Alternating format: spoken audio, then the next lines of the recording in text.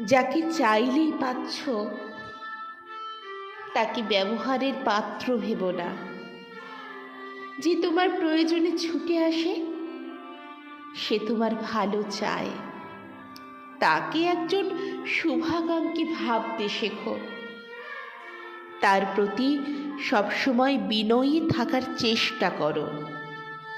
যে তোমার ভালো সময় খোঁজ না রাখলেও খারাপ সময় এসে কাঁধে হাত রেখে বলে সব ঠিক হয়ে যাবে।